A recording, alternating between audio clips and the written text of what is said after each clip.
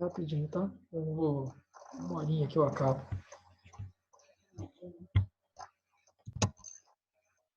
Bom, pessoal, de novo aí, bom dia, tá? Agradecer aí a presença de vocês, terem aí estão dispostos apesar de não ser férias, né? Vocês estão dispostos a acordar e vir assistir a aula.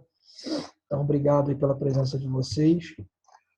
Hoje eu vou fazer de uma forma um pouquinho diferente. Como a gente, na verdade, a gente está lidando com um internato. Inicialmente, quando eu fui convidado, eu levei essa ideia para a Paula e, enfim, a gente poder sempre fazer discussão de caso clínico, para a gente tentar trazer mais próximo da realidade e fazer vocês se sentirem dentro de um caso clínico da melhor forma possível. Tá? Só que na semana passada, alguns estudantes acabaram tendo alguma dificuldade por conta das muitas interações que a gente acabou fazendo e acabaram perdendo um pouco o foco e o fio da meada, justamente porque às vezes a gente interagia muito e retirava muitas dúvidas e acabava atrapalhando o raciocínio de alguns. Então, se para vocês não houver problema, eu vou pedir para vocês duas coisas. Ou que vocês liguem o microfone quando for tirar alguma dúvida, tá? Eu vou tentar falar da forma mais pausada possível para dar tempo de vocês poderem estar participando, ou que vocês ou que vocês mandem a mensagem não no meu privado para tirar dúvida, mas mandem aqui para todo mundo ver, porque aí eu consigo estar parando e todo mundo está entendendo por que está sendo tirada essa dúvida, tá certo? E depois, obviamente, se a gente acabar a aula e vocês tiverem dúvida, mesmo que depois que a gente acabe, meu contato pode ficar disponível para vocês. Vocês podem entrar em contato comigo via rede social, celular, e a gente pode estar discutindo alguma coisa a mais. Tá ok assim para todo mundo?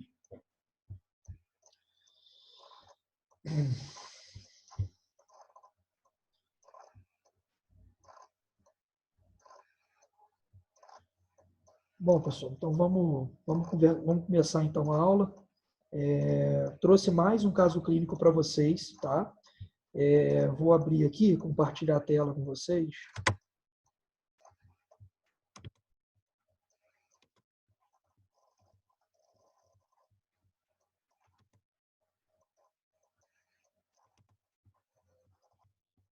Beleza.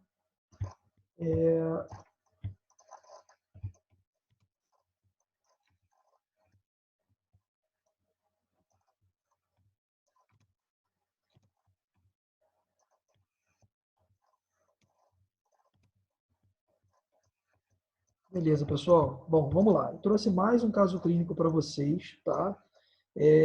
Só explicar esse caso clínico aqui. Na verdade, é um paciente que ele acabou me procurando nominalmente num plantão de emergência, tá? Porque ele já vinha apresentando alguns sintomas que eu vou falar para vocês.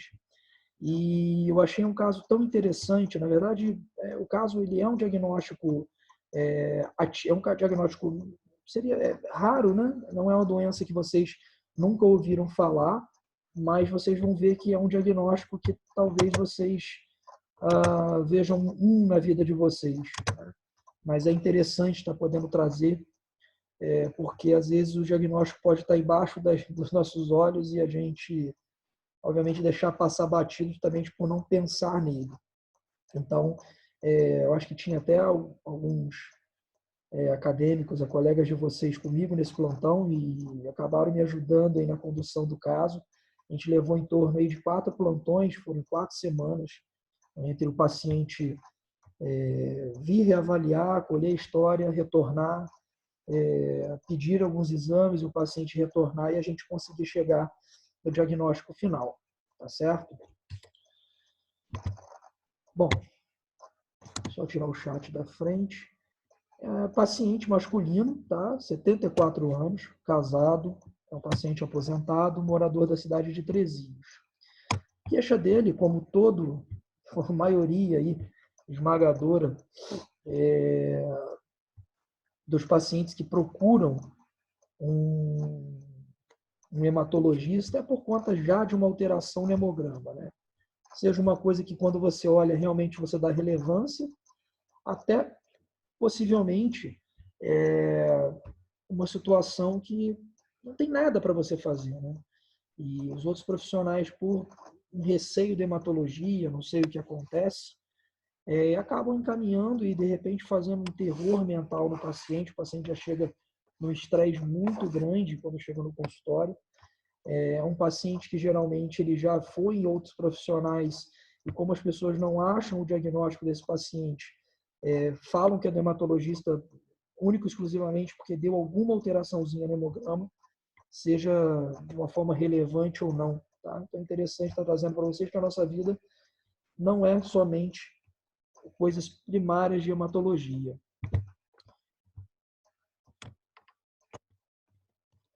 Bom, então esse paciente chega na emergência, né, referindo fraqueza e cansaço de início a 1 mês, com piora progressiva, e associado ao quadro, ele refere febre vespertina, artralgia assimétrica em mão e punho, além de hiporexia e perda ponderal não quantificada. Referiu também rigidez matinal superior a 30 minutos, negou sudorese noturna, sangramentos e outros sintomas. Tá? Interessante sempre, como é um paciente que refere perda ponderal, refere febre, sempre a gente pergunta sobre sudorese noturna. Tá? Sudorese noturna a gente chama na dermatologia de sintomas B. Tá? Acho que eu cheguei a falar isso para vocês na aula anterior, mas enfim, vou repetir. Seria uma febre, perda ponderal de mais de 10% do peso do paciente em 6 meses, ou até algumas referências colocam 5% em 3, e também sudorese noturna. Tá? Mas é uma sudorese que o paciente precisa realmente trocar o lençol, trocar de roupa. É uma sudorese muito intensa. Tá? Não é aquela sudorese comum que a gente está acostumado a ver por estar morando num país tropical.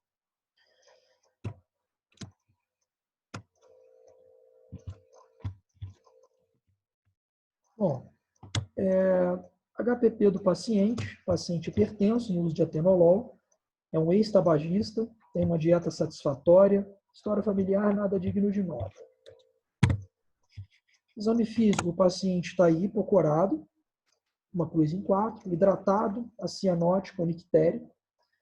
Sinais vitais, tem uma pressão de 13/8, uma frequência respiratória de 19, uma frequência cardíaca de 74 e, nesse momento ele está afebril, com 36,5. Pele do paciente sem alterações. Coxa articular, ele apresenta edema em punhos e mãos. Tá? Aparelho cardiovascular, respiratório e membros inferiores, nada digno de nota, tudo normal. E aí, pessoal? Não é um caso tão rico assim, mas eu gostaria, nesse momento, que se fossem vocês, fossem os médicos que estivessem recebendo esse caso, um paciente que ele está aí há um tempo correndo atrás desse diagnóstico, né, uma fraqueza, eu queria que vocês pelo menos me falassem, ou com o microfone eu pudesse escrever aqui para todo mundo, o quadro sindrômico desse paciente. O que na verdade chamou mais a atenção de vocês, tanto pelo exame físico, quanto pela história que ele contou? Quais as síndromes que vocês conseguem encontrar nesse caso? E qual a síndrome que, de repente, vocês começariam a investigação de vocês?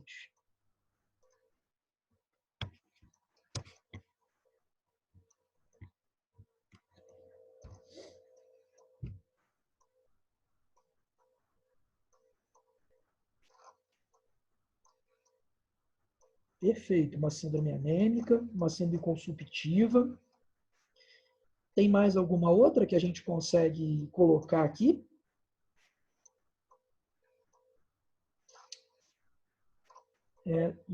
A síndrome articular, sim. Síndrome álgica, sim. Síndrome álgica.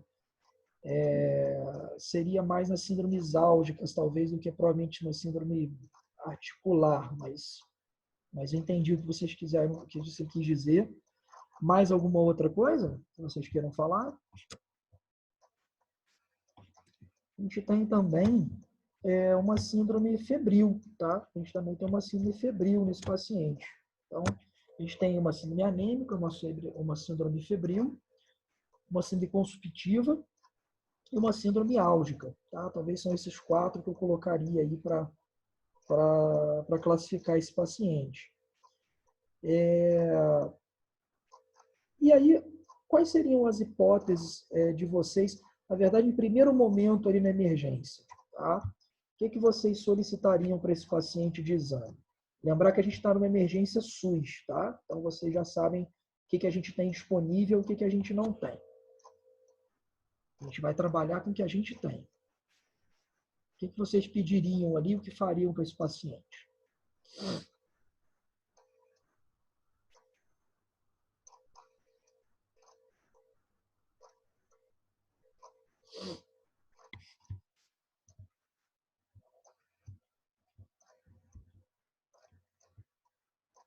Hemograma com reticulócito. Muito bem, Lívia. Hemograma com reticulócito, acho que é o primeiro que a gente pode tá aí pedindo, né? Até porque a gente não, na verdade, com reticulócito a gente não vai ter, tá? Pelo menos na emergência que eu tava, a gente não vai ter esse reticulócitos aí para poder estar auxiliando a gente, mas eu concordo com você que tem que pedir, tá? E o hemograma, sim, o hemograma foi solicitado, tá? Eu trouxe a foto do hemograma, ele não está muito bem, não está dando muito bem para ver.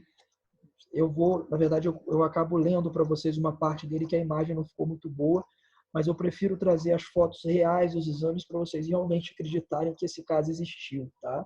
Para ficar uma coisa bem real mesmo. Então vamos ver o hemograma como é que ficou. Esse é o hemograma, tá? Para vocês terem uma ideia aqui, acho que vocês não vão ter dificuldade de ver a hemoglobina dele. Está com 10,3 de hemoglobina, tá? Está com VCM de 85, concentração de 34, um RDW de 13,4. O restante ali vocês conseguem ver, tanto as plaquetas como a série branca.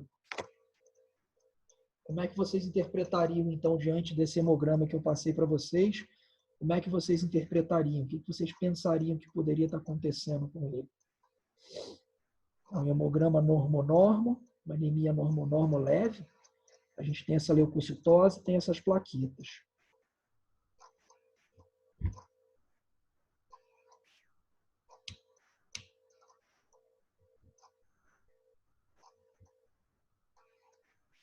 Alguém se habilita?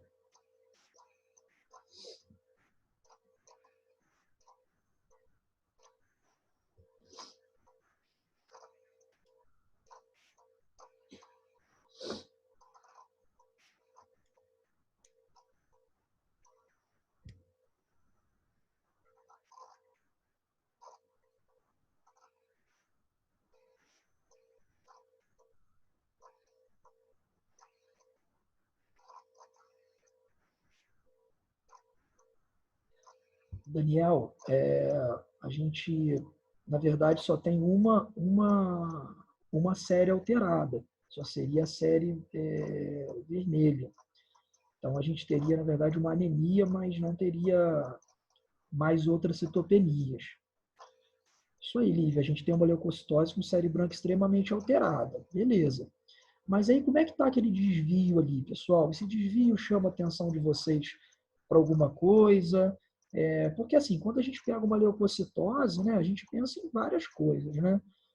A tendência que eu vejo na prática já são as pessoas saírem entrando com antibióticos, já mesmo sem saber um foco, ou de repente já fica achando que é alguma coisa neoplásica. E aí, o que vocês acharam? Me fala mais um pouquinho sobre essa leucocitose aí. Queria que vocês falassem um pouquinho mais sobre ela também. E falasse um pouquinho dessa anemia, se vocês acham que ela tem algum padrão de carencial, não tem um padrão de carencial, se ela, enfim, falar um pouquinho melhor desse hemograma. Acho que aqui é a hora da gente discutir isso aí.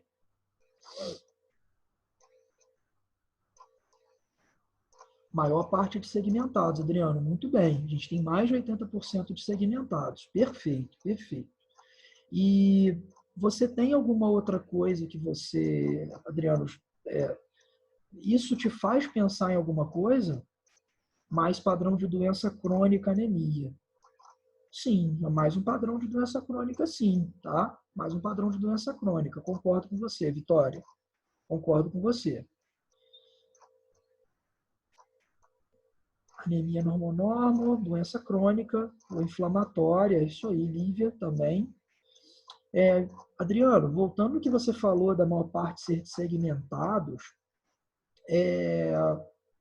isso te faz pensar em alguma coisa, em alguma situação? Você acha que pode ser alguma coisa neoplásica aí? Você acha que pode ser um câncer?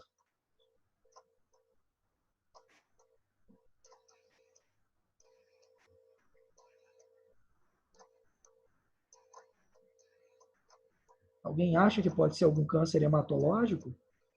Uma mieloproliferativa dessa série? Entendi.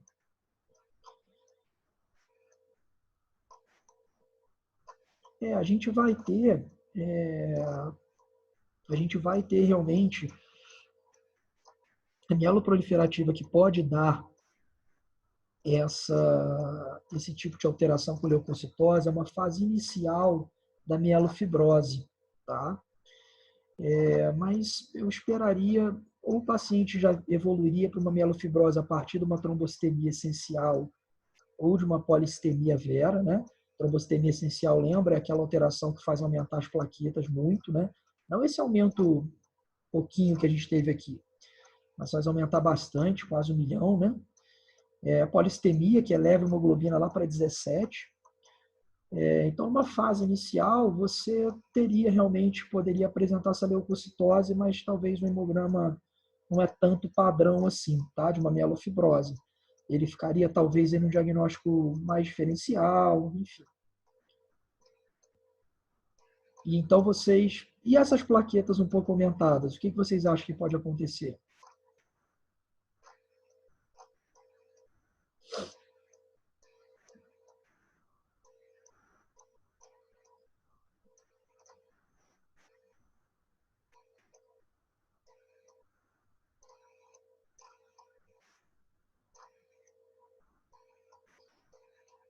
As plaquetas estão um pouquinho aumentadas só, né? Não é tanto aumentadas, mas o que vocês acham que pode estar acontecendo?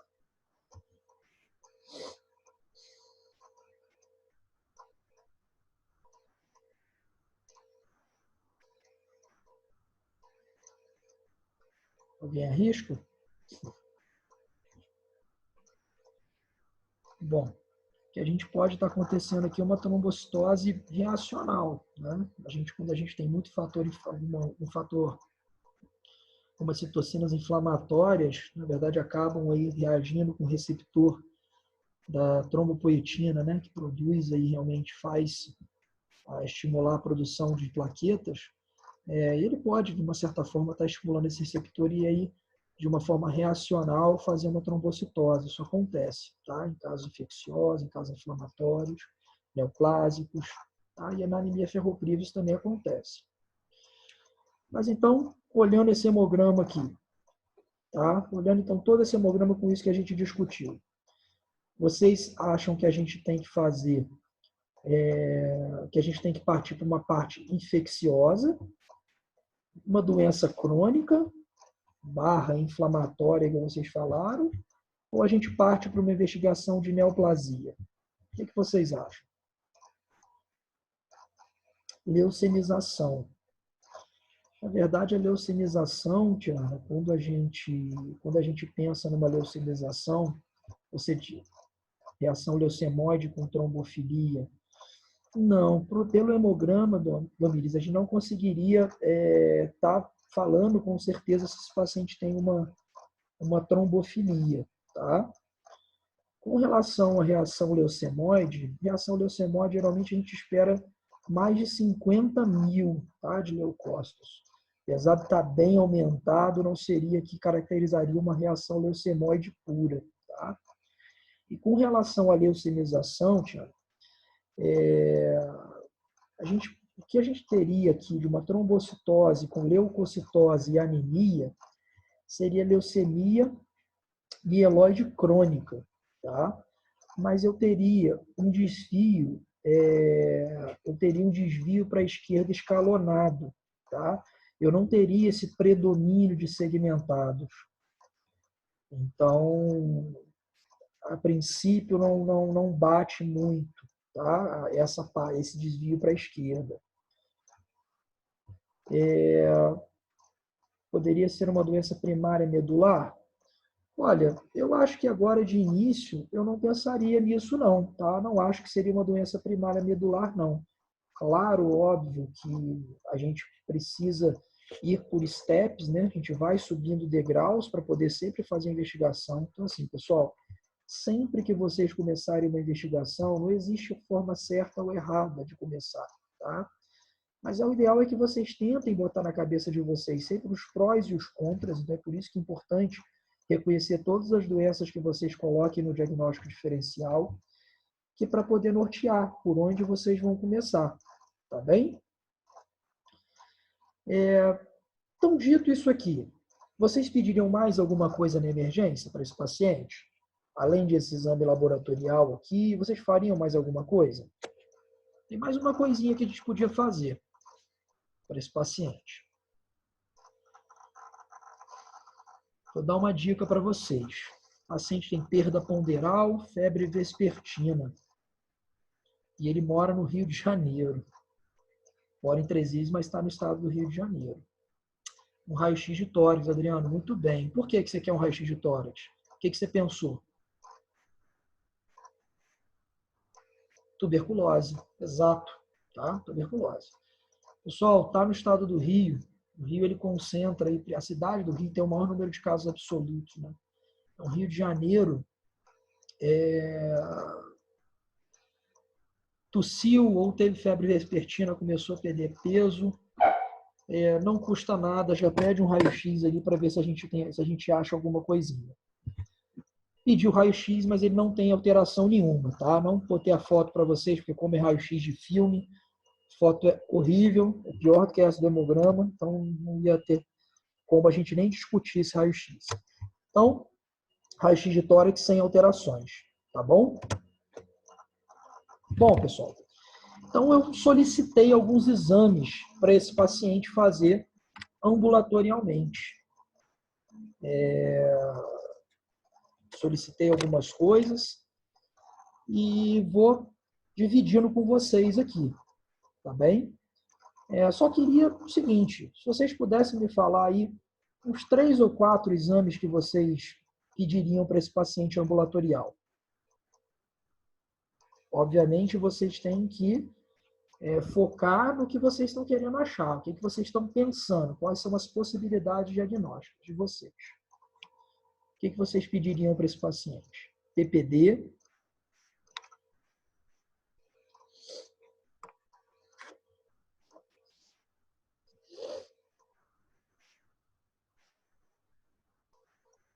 PCR, VHS, fator reumatoide, anti-CCP, muito bem. Mais o quê?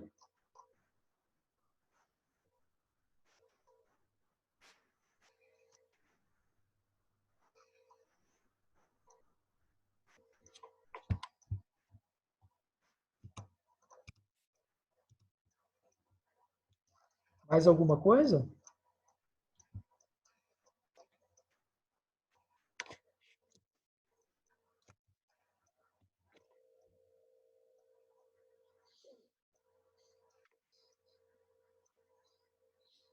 Bom, então eu vou, na verdade, eu cheguei a pedir algumas outras coisas para ele, tá? Além do que vocês mandaram aqui para mim. E a gente vai discutindo uma por uma, tá bom? Bom, se vocês pensaram, vocês estão falando aqui fator reumatoide, fazer uma hematoscopia. E se vocês estão pensando em fator reumatoide anti-CCP, acredito que vocês estão pensando em alguma doença autoimune, né? Pensando aí em artrite reumatoide, né? PCR, VHS também, VHS talvez pensando um pouquinho também em alguma outra doença autoimune e tudo mais. Vou voltar um pouquinho no caso para a gente poder discutir essa parte de artralgia, tá? Que eu acho importante ter isso bem documentado para vocês na hora da gente fazer as perguntas necessárias para o paciente. Tá?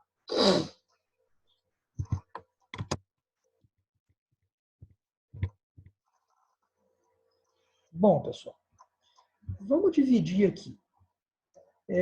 Quais são talvez aí as causas de artrite que vocês mais lembram quando falam em artrite, assim? O que vem na cabeça de vocês? Falem pelo menos umas 3 aí. Se vocês, independente da idade, tá? Falem para mim 3 aí que vocês pensam como artrite.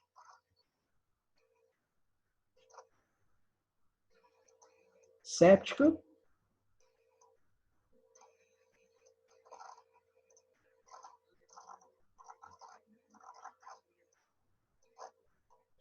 Reumatoide, lúpica e séptica. Tá ótimo. Tá ótimo. Vitor Vitória, tá ótimo. Beleza, tio. Reumatoide, ótimo.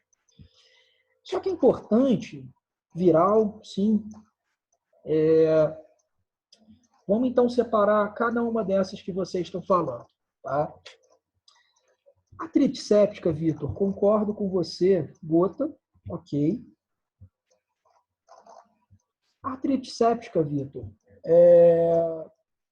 eu concordo com você que a gente tenha que pensar, tá? Mas geralmente você vai reativa, Bárbara, isso pode ser também. Mas a gente pensa mais numa monoarticular, não seria poliarticular. Mas eu concordo, Vitor, com você que a gente pode, obviamente, ter uma progressão para as outras articulações, tá? Mas inicialmente a gente pensa sempre numa artrite mais monoarticular. Da gota, Vitória, não seriam essas as articulações que a gente pensaria logo de início para a gota, tá? A gente pensaria em outros tipos de articulação acometidas, tá? Mas sim, é uma causa de artralgia. Com relação à artrite, a gente tem artrite reativa, né? E eu acho que também, que o Vitor colocou aqui, artrite séptica, eu acho que tem a ver também, você tem aquela questão de você ter alguma lesão dermatológica que talvez te faça pensar em pela miséria, de ter uma questão de ter uma atividade sexual regular, enfim, para você ter realmente essa porta de entrada para infecção. E vou falar com vocês sobre o lúpus artrite reumatoide, tá? É importante vocês saberem diferenciar esses dois tipos de artrite, tá? Então, vou passar para vocês e depois vocês deem uma lida a fundo nisso, porque isso é importante na hora de vocês caracterizarem. Claro que o paciente ele pode mudar, tá? Mas a gente tem aqui uma artralgia assimétrica, né, em mão e punho, geralmente, e com uma rigidez matinal superior a 30 minutos. Tá? No lúpus, a gente vê uma rigidez matinal inferior a 30 minutos, ou dependendo da biografia, inferior a 1 hora. Diferente da artrite reumatoide, que a gente vai ver uma rigidez matinal superior a 30 minutos ou superior a 1 hora, dependendo da referência. Com relação à artralgia, o lúpus ela é assimétrica e migratória. Tá? E a artrite reumatoide, ela é simétrica e aditiva. Tá? Esse basicamente é o padrão de uma maior parte que vocês vão encontrar. Claro que isso pode variar de paciente para paciente, mas é uma coisa que vocês precisam ter na cabeça, que o lúpus você vai ter uma rigidez matinal inferior a 30 ou 1 hora, diferente da artrite reumatoide, que a rigidez matinal ela é maior. Além disso, a artrite reumatoide ela é simétrica e aditiva. O lúpus ela é assimétrica. Na verdade, ela é aditiva, mas ela chega a ser assimétrica. Tá bem? E uma outra coisa, a artrite reumatoide ela poupa algumas interfalangianas, né? Que são as interfalangianas distais. Isso serve para a gente até diferenciar o diagnóstico de osteoartrose. Tá? Também um diagnóstico que não daria esses quadros sistêmicos no paciente, mas que pela idade a gente tem que sempre pensar em osteoartrose. tá bem? Então, vamos voltar aqui para os exames que eu acabei solicitando para o paciente.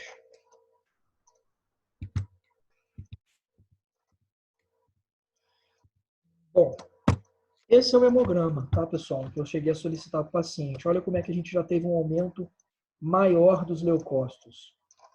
Hemoglobina um pouco maior, né? 11,6. Então, enfim, pela idade dele, a gente pode dizer até que ele não tem anemia nenhuma, mas a gente tem uma leucocitose expressiva, ainda às custas de segmentado, né? E agora aqui a gente tem uma plaqueta normal de 339, tá? Isso aqui já foi um laboratório particular. O restante aqui a gente não tem nenhuma alteração, né? A gente não tem linfopenia, temos realmente aí uma leucocitose às custas de segmentado. Vamos para o próximo.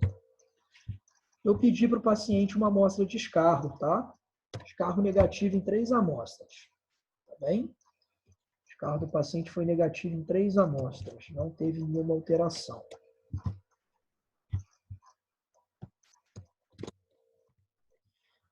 Aqui eu pedi o VHS, que vocês falaram, e também pedi o reticulócito, tá? Vocês sabem corrigir o reticulócito pelo hematócrito?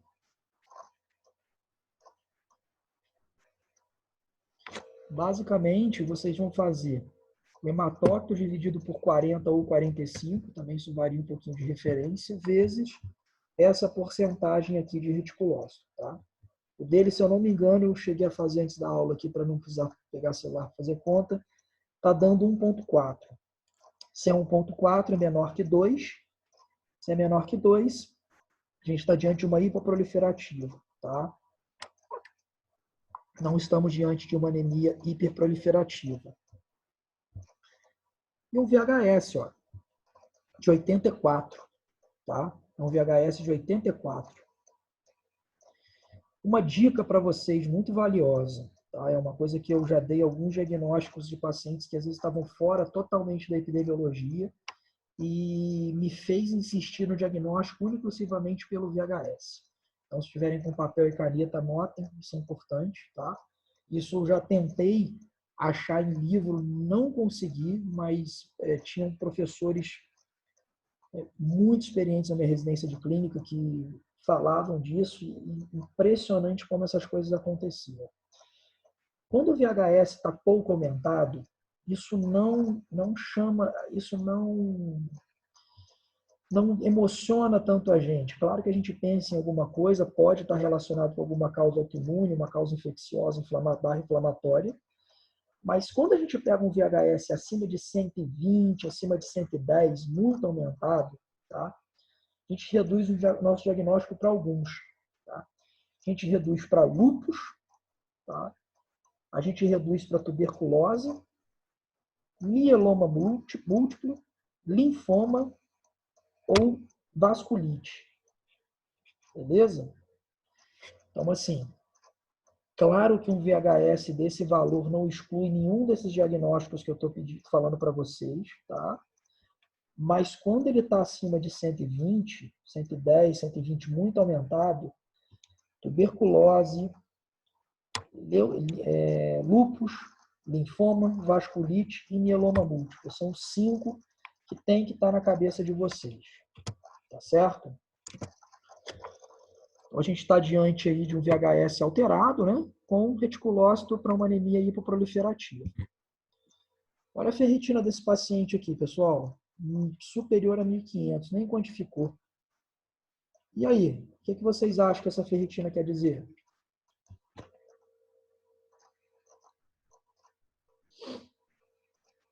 Chama a atenção de vocês para alguma coisa?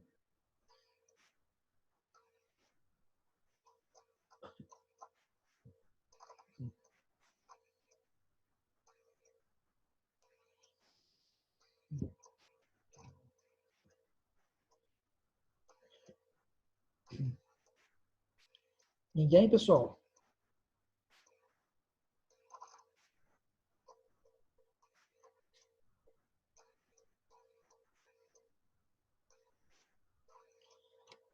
O que é a ferritina? Inflamação, Lívia. Muito bem. inflamação. Vocês sabem que a ferritina é aquela proteína que vai armazenar o ferro, tá? Seja dentro dos macrófagos para poder você reciclar, ou tá aí armazenando na corrente sanguínea para a gente poder também estar reciclando. A gente dá o nome de apoferritina, e quando ela se liga ao ferro, aí sim ela recebe o nome de ferritina. Mas em processos inflamatórios, a gente acaba tendo uma ferritina muito aumentada. Pessoal, qual o diagnóstico que você pode ter artrite e pode ter uma ferritina muito aumentada? Tem algum diagnóstico que vem na cabeça de vocês?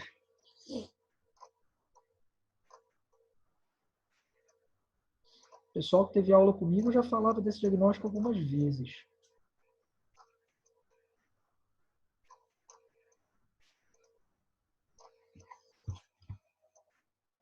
Artrite reumatoide, hemocromatose, Adriano. Muito bem. Eu vou anotar para vocês deixarem no chat aqui, tá? Para vocês poderem não esquecer.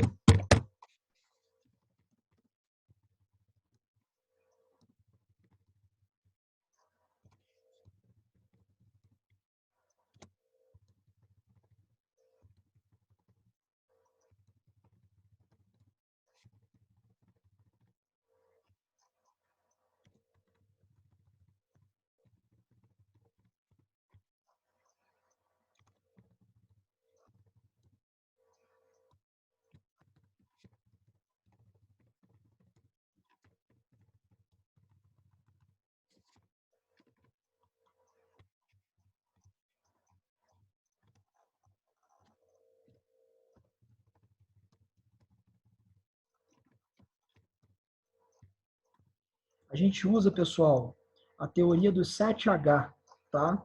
Só para vocês não esquecerem, é uma coisa bem, enfim, só para vocês, na hemocromatose, vocês entenderem um pouquinho. A gente usa do 7H, vou colocar para vocês aqui. O que são os 7H?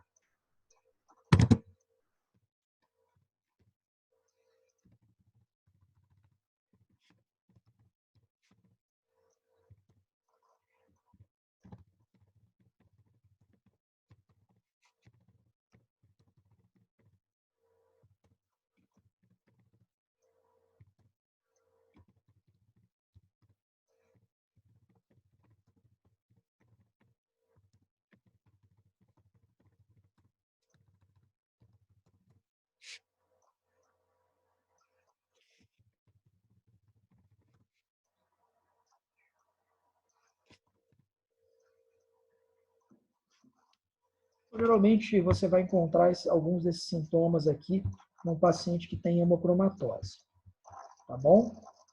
Mas vamos... Eu acho que eu mandei só para o Daniel aqui no privado. Daniel, você consegue passar para o pessoal da turma? Que eu acho que está no privado aqui, eu não estou conseguindo...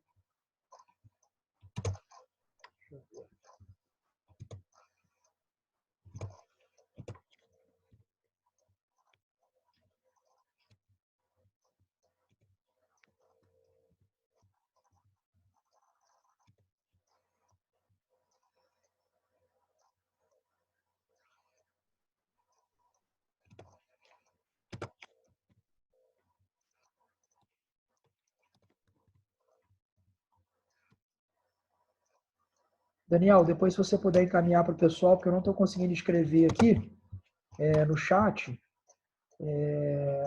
está indo para você no privado. Se você puder mandar para o pessoal, eu te agradeço.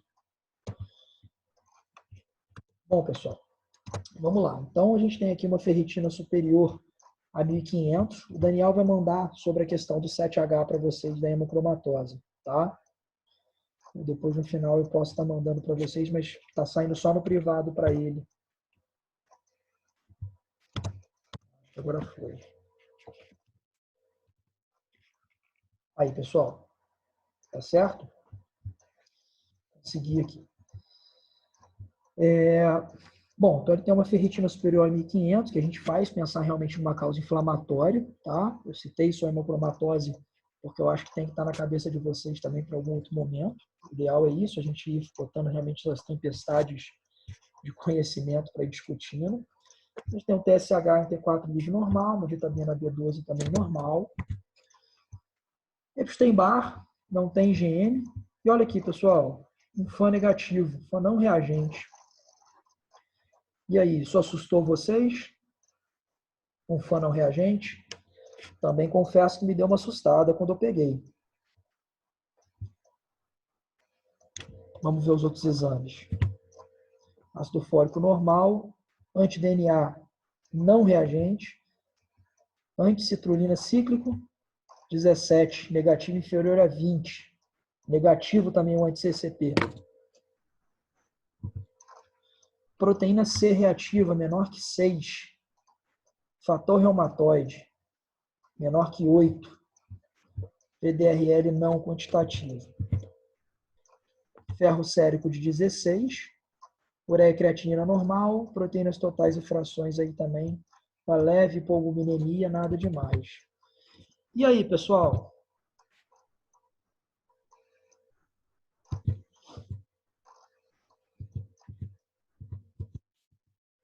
Epstein-Barr pensando em causa infecciosa, do que exatamente só o Epstein-Barr.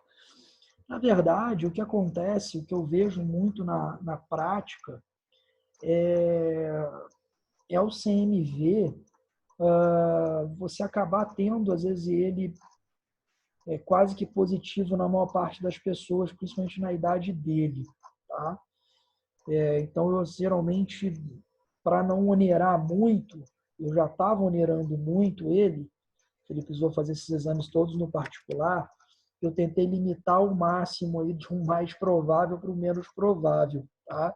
Foi só por conta disso mesmo, mas não estaria errado você pedir um CMV para ele não, tá bom? Geralmente eles vêm acompanhados, né, Lívia? Um Epstein-Barr com CMV, né? Então, de uma certa forma, você acaba pedindo os dois. Assustou vocês um pouquinho, pessoal, esse resultado de exame? Como é que eu digo? Assustar no sentido de que vocês estavam, a gente estava aqui pensando em alguns diagnósticos e eu acho que foi buraco abaixo, né? O que vocês acham? Dá uma desanimada, né? Pelo menos em mim deu uma desanimada.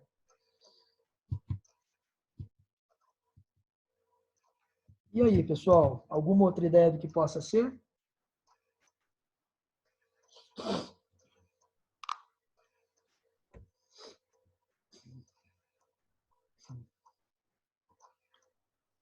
Pois é, eu também não tinha muito não. Tive que mudar um pouquinho meu foco diagnóstico. E aí, pessoal? Alguém tem alguma outra ideia do que possa ser? Se não tiver, pode falar não, não tem problema. Eu também não tinha.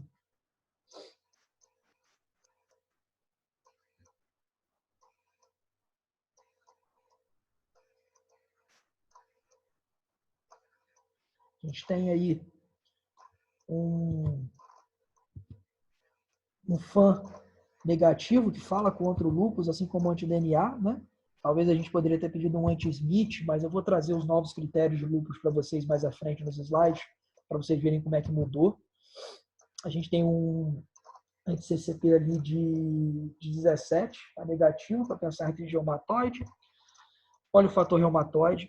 Muito cuidado, tá, pessoal, com o fator reumatoide. Paciente acima de 50 anos, eu, se eu não me engano, acho que em torno de, não sei se em torno de 20%, agora me fugiu, mas tem uma parte de pacientes acima de 50 anos que podem ter fator reumatoide positivo e não ter artrite reumatoide, isso é normal. Além disso, eu acho que vale a pena, depois de vocês darem uma checada, em causas que aumentam o fator reumatoide. Então, vocês vão ver algumas causas infecciosas que também fazem aumentar ele. Claro que aqui está negativo, ok, a gente já exclui, mas tem algumas causas que o paciente pode ter ele aumentado e não ter doença nenhuma. Então é importante vocês terem isso na cabeça. Isso só o fator reumatoide não faria diagnóstico de nada. Bom, e aí, conversando com o paciente, ele me mandou esses exames HIV. Pois é, Vitor, pois é. Eu também cheguei a pensar em HIV, tá? Cheguei a pensar em HIV sim. E se vocês forem pegar para poder ler aí o HIV, vocês vão ver que que o paciente pode se infectar e tem relatos até de 20 anos depois, o paciente ele aí sim começar a apresentar aí alguns sintomas, né? Porque você vai ter aí, você vai ter de uma certa forma um controle e depois você vai ter uma reativação. Então o paciente às vezes pode demorar 10 a 20 anos para poder responder. Tanto que hoje o HIV ele entra no screening diagnóstico pelo Ministério da Saúde para demência em idoso, tá? Sífilis e HIV eles entram, com vitamina B12, ácido fólico e hormônio tiroidiano, justamente por conta disso, por causa dessa janela, dessas duas infecções. Às vezes a gente não investigava porque achava que o paciente era muito idoso e não tinha vida sexual ativa, mas elas podem demorar algum tempo para poder se manifestar. Pode ficar num período de latência. Mas o HIV sim, Vitor. O HIV sim. Eu não... Lívia, eu não, o que acontece é que às vezes a gente tem que tomar muito cuidado com... Eu não cheguei a pedir, tá, Vitor, o HIV, tá? Não pensei nisso, mas confesso a você que poderia ter pedido sim, tá? E com relação à linfocitose, Lívia, o problema às vezes é que a gente tenta encaixar um diagnóstico só no paciente. Se você for pensar que o HIV, a AIDS em si, né, a SIDA, ela pode, não só da fase, mas eu digo assim, às vezes você tem uma infecção oportunista por trás, que ela faz uma bagunça no hemograma que você talvez não fica tão... que muda um pouco as coisas ali do hemograma e não fica uma coisa tão clássica, né? Então, mas o HIV ele pode fazer uma linfocitose também, tá? Não é via de regra fazer linfopenia por ser viral, tá? E às vezes você pode ter algumas infecções oportunistas por trás que podem talvez aí estar interferindo um pouquinho nesse hemograma e tirando um pouquinho do padrão. Paula, o paracoco, eu vou mostrar para vocês aqui eu obviamente não tenho nenhum linfonodo palpável, tá, Paula? A Paula botou aqui para mim sobre paracoco. Eu não tenho nenhum linfonodo palpável, tá? Senão, obviamente, eu teria biopsiado, pedido para biopsiar esse linfonodo. Mas surgiram realmente, Paulo, um novo sintoma no paciente que não tinha, tá?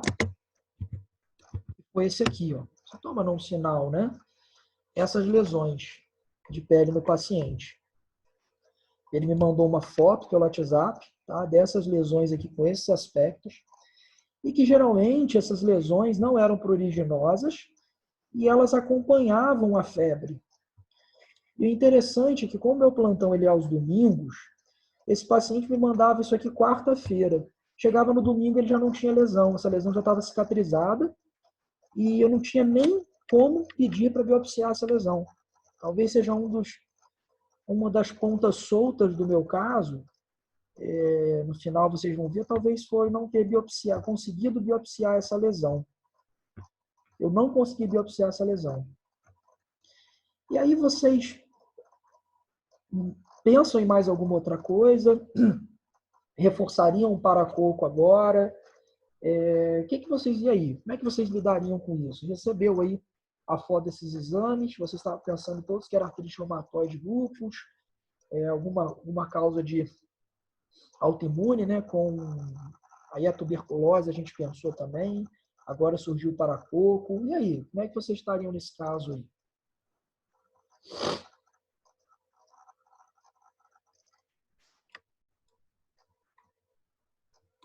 Alguma ideia?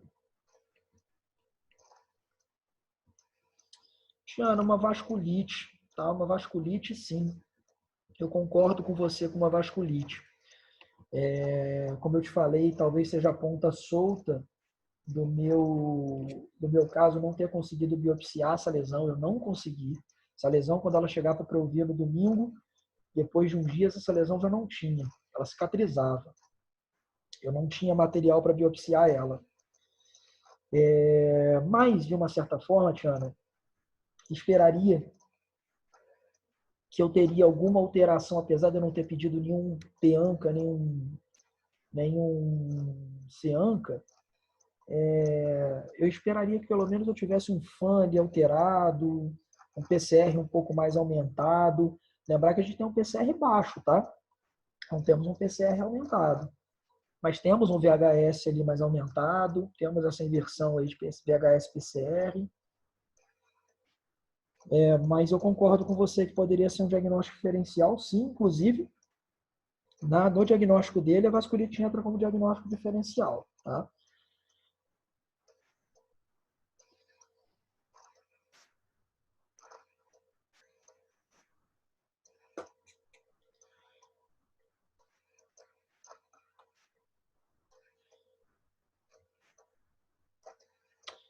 Lívia, não tem, deixa eu ver só que o Dudu me mandou psoríase como diagnóstico diferencial pela artrite, lesão cutânea.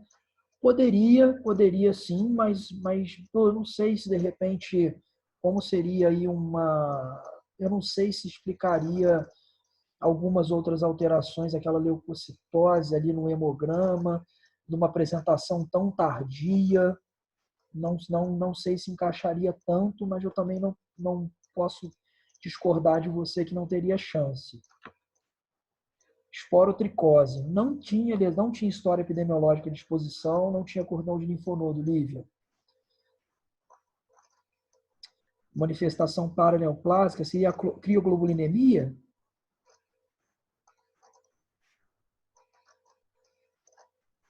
Seria crioglobulinemia daquelas proteínas que você tem mista, monoclonal, policlonal? Seria isso, Adriano? Que as vasculites a gente tem, ó. Wegener, Churg-Strauss, é a poliarterite nodosa, a poliarterite mais clássica. Temos Renault Scholine. Seria essa da crioglobulinemia? Teria leucoclástica.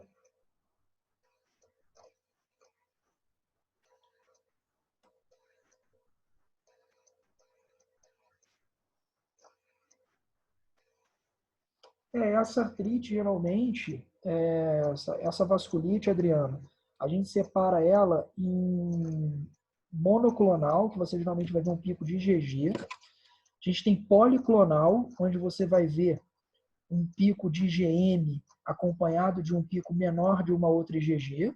E você também vê ela mista, que você tem um pico de IgM e IgG de um tamanho, entre aspas, igual. Tá? E aí você acaba vendo por aquelas proteínas que vão se depositar.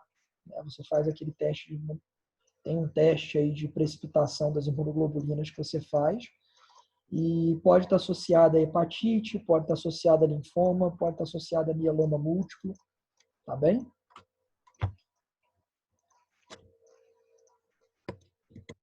Então, vou passar para frente aqui, pessoal.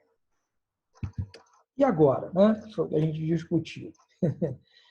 Bom, realmente aqui eu tive que voltar um pouco no meu diagnóstico, eu tive que zerar, né? O paciente estava bem ansioso e eles estavam realmente apostando as fichas que a gente queria resolver o caso. E aqui, pessoal, para mostrar para vocês um novo critério diagnóstico para lúpus, né? Se eu não me engano, a gente teve um de 97, né? Depois a gente teve um de 2010, que foi o que vocês usaram há pouco tempo. Esse é um novo que saiu em agosto do ano passado. Tá? Eu posso enviar o artigo para vocês, para quem quiser. Eu mando uma mensagem no WhatsApp ou via rede social, que eu envio para vocês esse artigo original. Na verdade, para você classificar o lúpus hoje, porque o antigo de 2010 ele tinha uma especificidade baixa de 80 e poucos por cento, né? Assim, não é baixa, mas, né? E com uma sensibilidade muito alta. Esse aqui você conseguiu levar a sensibilidade e a especificidade para quase 98%. Então, teve uma melhora muito grande e é o que eu uso hoje em dia. Então, você precisa ter um FAN de maior ou igual a 1/80. Tá? A gente tendo isso aqui, a gente passa para o próximo passo, tá? Que seria somar. A gente soma, né? Isso aqui. A gente faz essas pontuações. Se o paciente tiver um valor de uma pontuação maior ou igual a 10, você dá o diagnóstico de lúpus. tá? Mas precisa ter, inicialmente, tem que ter um critério de entrada aqui que eles colocam, entry criterion. Um critério de entrada. O paciente já não tem nem um critério de entrada. Então, a gente já pode excluir o lúpus. Uma forma bem oportuna, esse critério ele surgiu muito junto da investigação desse caso aqui. Eu acabei utilizando e excluir o lúpus da vida desse paciente. Inclusive, ontem no consultório chegou uma paciente com plaqueta baixa e que ela está com 9 pontos aqui. Eu pedi alguns outros exames como complemento, esses marcadores, que essa paciente está aí com 9 pontos, prontinha para fechar em lúpus.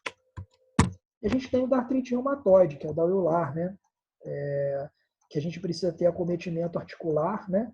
Você vê que esse paciente, ó, a gente tem aí, ele entraria com 2 a 10 grandes articulações, ele faz 1 ponto. Sorologias negativas, então a gente não faz nenhum ponto. Duração dos sintomas, menos que 6 semanas, 0 pontos. PCR anormal ou VHS anormal. Esse paciente faria aí 2 pontos, né? A gente precisa, se eu não me engano aqui, eu acho que a gente precisa de 9, tá? Acho que são 9 pontos. Então, 5, 6, 7, 8, 9, 10. Não, precisa de 6 pontos, desculpa. 9 e 10 são o total de pontos. Precisa de em torno de 6 pontos. Esse paciente não faz 6 pontos, então artrite reumatoide não é. O que eu fiz, pessoal? Investiguei do zero, tá? E comecei a pensar numa causa que é um capítulo de um livro, é um capítulo grande, que, na minha opinião, é um capítulo de livro que, quando a gente não sabe o que está, a gente chuta para qualquer lado. Que é um capítulo que chama Febre de Origem Indeterminada. Tá? O paciente tem uma febre que você não sabe onde está o foco. Só que, se você for ver, basicamente é um capítulo que pede para você revirar o paciente dos pés à cabeça. Eu não acho legal. Não acho legal. Então, o que eu fiz? Fui estudar, fui ler, e me deparei com esse critério diagnóstico aqui. Ó. Não sei se vocês conhecem. Critérios de Yamaguchi, que exigem a presença de 5 critérios com pelo menos 2 maiores. Além disso, afastar a presença de qualquer infecção, malignidade ou distúrbio reumático. Então, critério maior, febre de pelo menos 39 graus, com pelo menos 1 semana. Temos artralgia ou artrite com duração de 2 semanas ou mais. Uma erupção cutânea, não pruriginosa, de aparência salmão, geralmente encontrada em troncos ou extremidades durante episódios febris. Leucocitose com pelo menos 80% de granulócitos e os critérios menores. Dor de garganta, linfadenopatia, hepato ou esplenomegalia, estudos anormais de função hepática e testes negativos para FAM e fator reumatoide. Então, o que a gente teria aqui para esse critério? Febre, artralgia, leucocitose, teste negativo, FAM e fator reumatoide. Faltaria um para a gente fechar. Vocês conhecem qual é esse critério de Yamaguchi?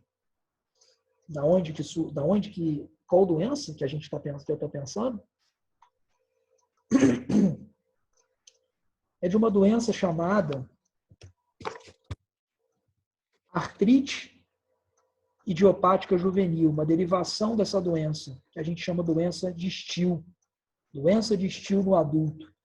É a artrite idiopática juvenil se manifestando de uma forma tardia no adulto.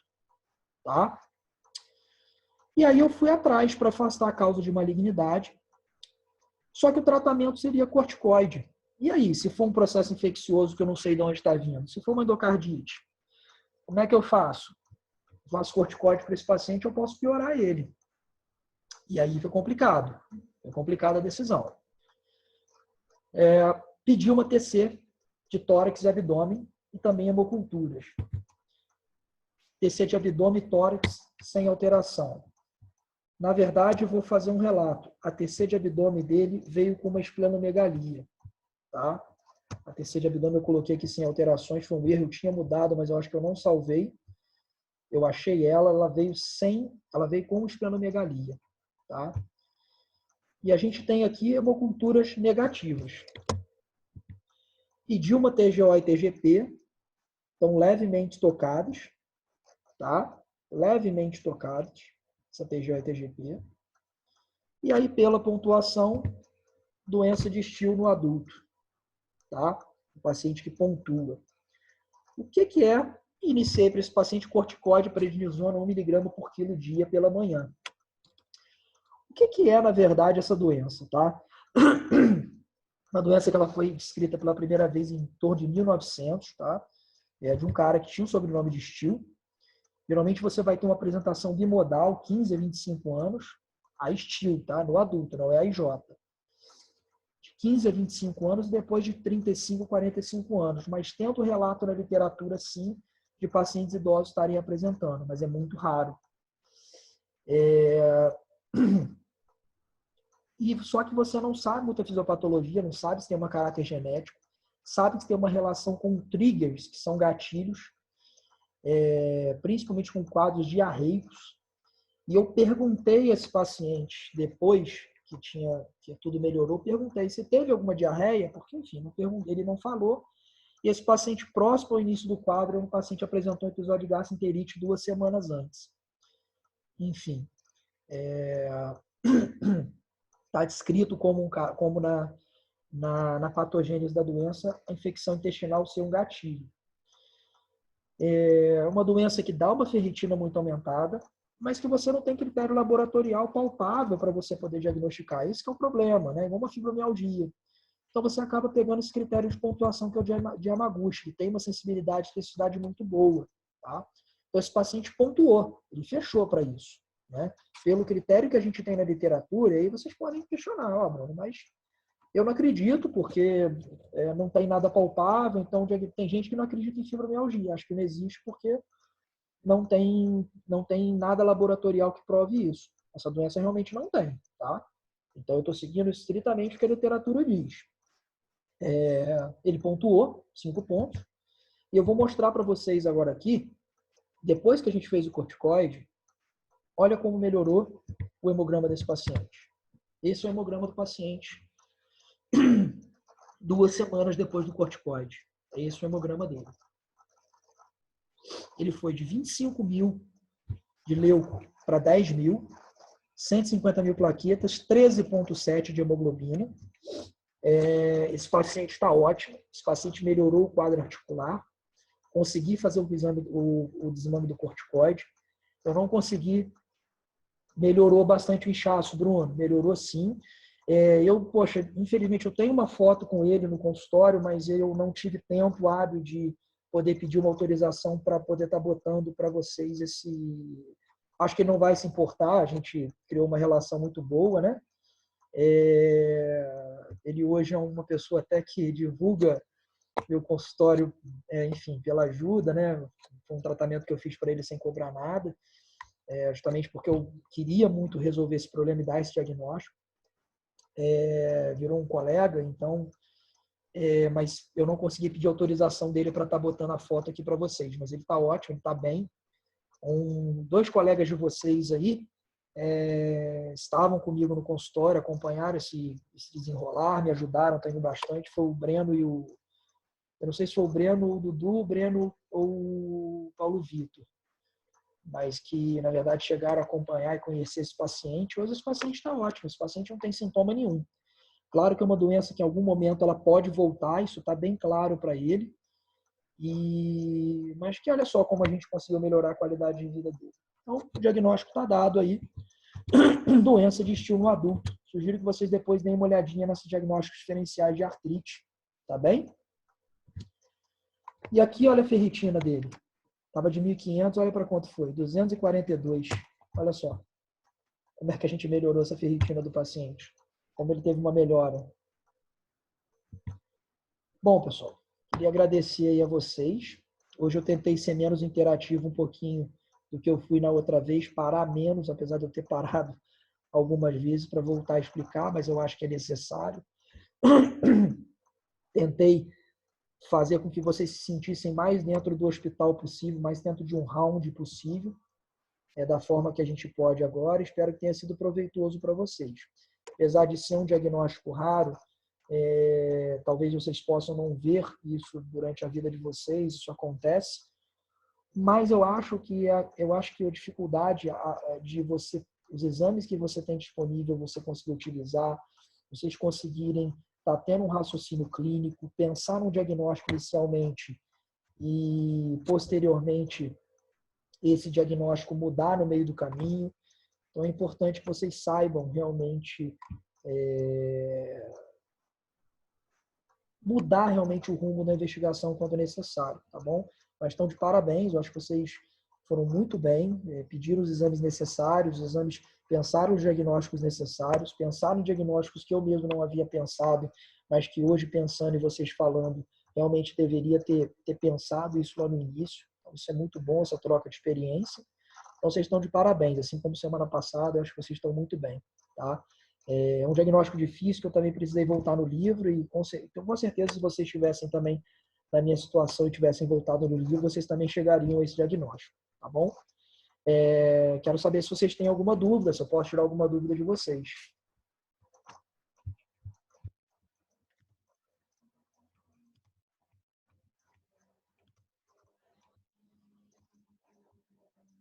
Alguma dúvida, pessoal?